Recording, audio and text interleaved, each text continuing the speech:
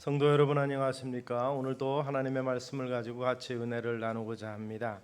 오늘은 각박한 세상을 살아가면서 교회 공동체의 특징 중에 하나를 우리 속에서 좀 보일 수 있으면 좋겠다라고 생각을 합니다. 그래서 서로 격려한다는 의미를 생각해 볼 수 있어야 되겠습니다.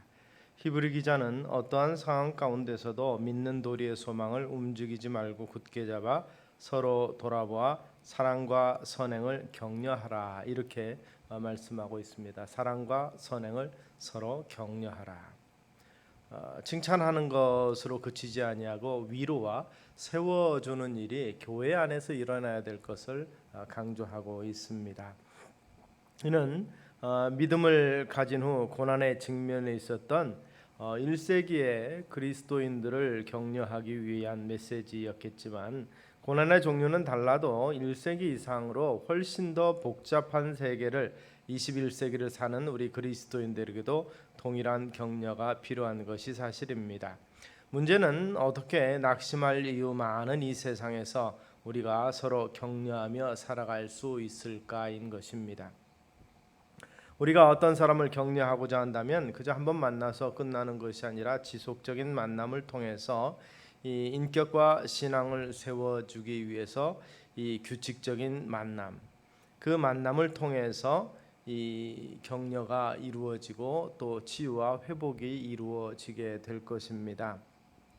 특별히 교회 안에 있는 규칙적인 모임이라는 것은 소그룹 모임, 또 목장과 또 예배를 우리가 생각할 수 있습니다.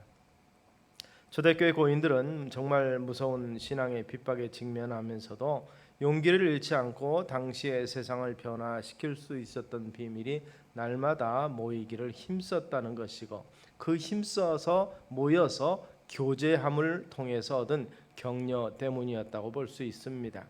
그래서 히브리 기자는 모이기를 패하는 어떤 사람들의 습관과 같이 하지 말고 오직 권하여 그날이 가까움을 볼수록 더욱 그리하자, 이렇게 말씀하고 있습니다.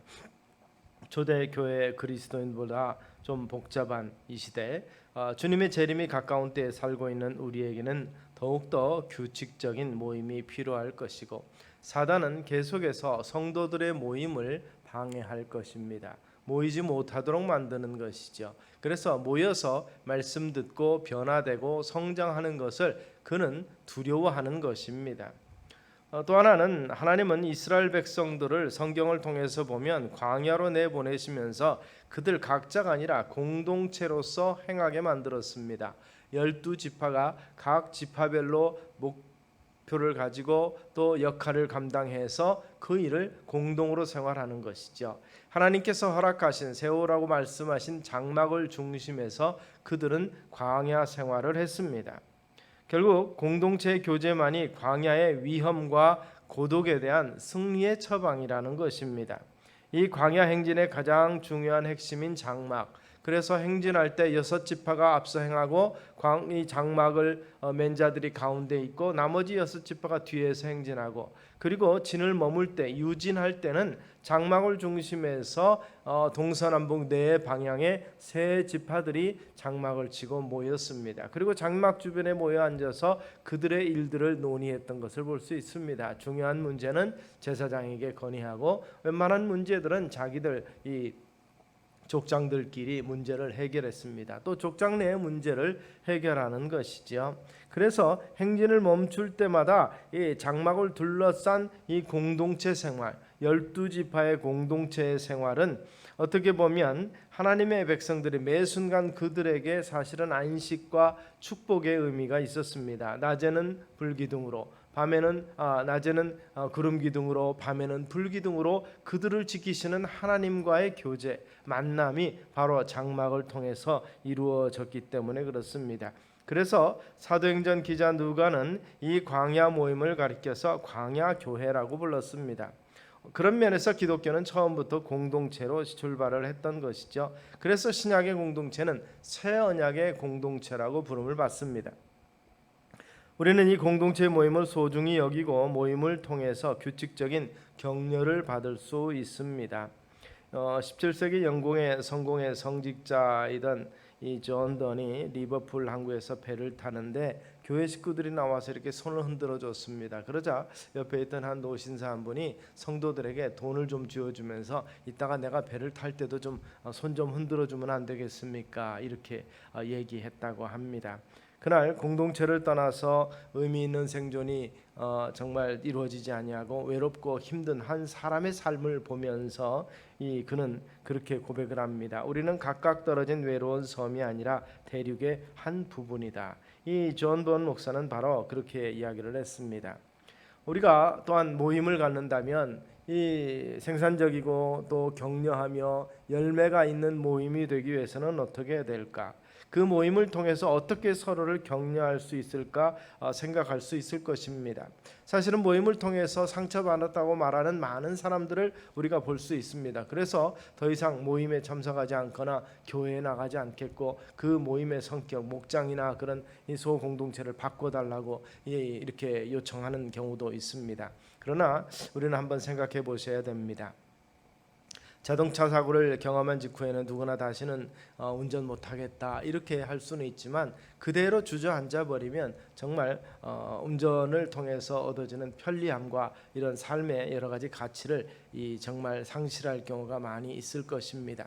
모임에서 상처받았다 해서 모임을 거부하는 지혜롭지 못한 성도가 되지 않게 되기를 소망합니다. 이제 우리가 모여서 우리의 모임을 생산적으로 이끌어가기 위해서 격려와 또 위로와 세움을 위한 대화가 어떤 것이 필요하겠습니까? 정치 이야기 할 수 있겠고 또 사업 이야기도 할 수 있겠고 그리고 자녀 이야기도 분명히 할 수 있을 것입니다. 어떤 면에서는 아이스 브레이킹이라고 할 수 있는 분위기를 깨는 방법으로서 그 일을 할 수도 있겠지만 그러나 그것이 결코 유익하지가 않은 경우는 우리는 많이 봤습니다. 자칫 이제 분위기를 풀기 위해서 시작했던 이야기가 원망과 불평과 이 토로 또 이런 이야기 또 의견 다툼으로 이어지므로 말미암아서 이 모임 자체가 문제가 되고 위기가 되는 경우도 참 많이 있는 것입니다. 우리 모임이 단순히 사람과의 만남이 아닌 하나님과의 만남이 전제된 것이라면 우리 성도들의 모임 가운데서 격려할 수 있는 모임의 요소가 꼭 필요한데 그것이 뭐겠습니까? 이것이 믿음이요 소망이요 사랑입니다. 믿음 없이 우리가 하나님께 나아갈 수 없고 소망 없이 우리는 미래를 기대할 수 없습니다. 또 사랑 없이 우리의 모임은 의미 있는 모임으로 지속될 수 없는 것입니다. 그러므로 모일 때마다 믿음, 소망, 그리고 사랑, 그리고 격려하는 것을 우리가 이해하고 숙지할 필요가 있는 것입니다.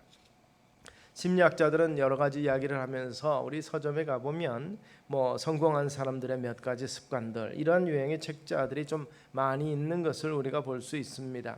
그게 무슨 말입니까? 좋은 습관입니다. 삶에 좋은 여러 가지 습관들이 필요한데 우리 주님의 습관은 뭐였습니까? 습관을 조차 기도하셨다고 그랬습니다. 때를 얻든지 못 얻든지 복음을 전파하면서 제자들을 가르쳤고 모여있는 사람들 가운데는 연약한 자들을 치유하는 데 열심을 내셨던 것을 볼 수 있습니다. 습관을 좇아서 행하셨던 주님, 그 중에서도 거룩하고 경건한 습관으로서 주님은 하나님과의 대화를 지속적으로 해오셨던 것을 볼 수 있습니다. 신앙생활을 하면서 선배에게 좋은 습관을 배우는 거 매우 유익합니다. 그러나 사실 죄된 우리 인간들은 좋은 습관보다 악하고 나쁜 습관을 익히기에 더욱더 쉽다는 사실을 생각해 보면서 만남에서 우리가 어떤 대화를 통해서 삶의 어떤 모양새를 통해서 다른 사람에게 영향을 줄 수 있는가를 잘 생각해 보실 수 있게 되기를 바랍니다. 그래서 누구와 함께 하느냐가 매우 중요하고 또 우리 입장에서는 누구에게 어떻게 대하느냐가 매우 중요하다는 것입니다. 그래서 히브리 기자가 말하는 것처럼 모이기를 피하는 어떤 사람의 습관, 그러한 습관을 좇지 않는 우리의 모습 되기를 소원합니다. 격려의 좋은 모범이 성경에 또한 기록되어 있습니다. 사실 가장 좋은 위로자와 격려자는 우리 하나님이시며 우리 주님 예수 그리스도이십니다. 참 제자들의 발을 씻기는 사랑의 모범을 보이신 주님께서는 너희가 서로 사랑하고 너희가 서로 이같이 하라 말씀하셨던 것을 우리는 기억합니다.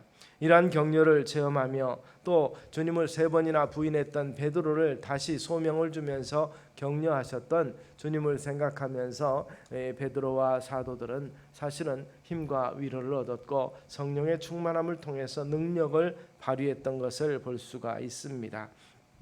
기독교회상 또한 위대한 격려자 한 사람을 발견할 수 있다면 그는 바울 사도일 것입니다. 그는 서신을 통해서 성도들이 힘들고 어려운 상황 가운데 있지만은 참 많은 격려를 통해서 힘을 얻게 만들었고 변화를 얻게 만들었고 그리고 여러 가지 문제점을 해결할 수 있게 만들어 주었던 것을 봅니다. 그런데 그 바울은 굉장히 큰 격려와 위로를 받은 사람이었습니다.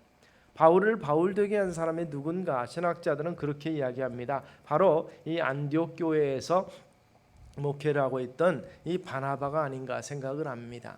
참으로 그가 회심하고 바울이 변화됐는데도 아무도 믿어주지 아니하는 상황 속에서 이 바울을 위해서 변론을 해주고 그리고 또한 이 다소에 머물고 있던 바울을 찾아가서 이 안디옥으로 초청해서 함께 공동 목회를 했던 이 바나바, 그의 이름이 바로 바나바라는 이름이 격려의 사람이라는 뜻입니다. 아마 바나바가 없이 바울도 있을 수 없을 것이다. 좀 심하게 말하면 그렇게도 표현할 수 있습니다. 이렇게 교회 공동체 안에 발을 들여놓기 힘든 상황 속에서 바나바는 적극적으로 바울을 불러주었고 그는 그곳에서 정말 그의 든든한 배경으로서 열심히 사역할 수 있었던 것을 우리는 이 사도행전을 통해서 보게 되는 것입니다. 그를 믿어주고 그의 변화를 보증한 바나바, 이 바나바가 바로 선교 지도력을 그에게 위임하고 조용히 어떻게 보면 역사의 뒤편으로 사라져간 인물 없이 빛없는 그러한 존재였던 것을 우리는 생각합니다. 그 이름처럼 격려의 아들, 오늘도 우리도 모두가 다 바나바처럼 격려의 사람이 돼서 정말 믿음으로 세워지는 역사를 함께 이루어 가시는 우리 교회 공동체가 되기를 주의 이름으로 축원합니다. 격려받았기에 바울이 격려의 사람이 될 수 있었던 것을 우리는 기억하시면서 먼저 믿은 자가, 선생된 자가 격려하며 위로하며 세우는 일을 같이 감당해낼 수 있는, 먼저 감당하는 우리가 되기를 주의 이름으로 축원합니다. 기도하겠습니다. 살아계신 아버지 하나님, 매 순간 모임을 통해서 날마다 하늘의 은혜를 사모하고 받은 바 은혜를 나누는 초대교회 공동체의 모습처럼 오늘 우리도 이 같은 은혜의 모임이 될 수 있도록 우리 교회 그룹을, 소그룹을 지켜주시고 목장과 학교를 지켜주시옵소서. 우리 예배의 공동체가 주님 마음에 흡족한 것이 되기도 하고 또한 우리끼리 서로 은혜의 사랑을 나누는 거룩한 공동체가 되며 서로 격려하며 세우는 사랑이 우리 가운데 있게 하여 주시옵소서. 코로나 세대에 참으로 모이기 힘들고 또 교제하기 힘든 상황이지만 그러나 서로 위해서 중보하며, 그러나 우리가 만날 얼굴과 얼굴은 대하지 못하지만 유선으로 얼마든지 통화하며 대화 나눌 수 있다는 사실을 기억하면서 이 격려의 메시지를 주고받는 공동체의 모습 되게 하옵소서. 예수님 이름으로 기도드리옵나이다. 아멘.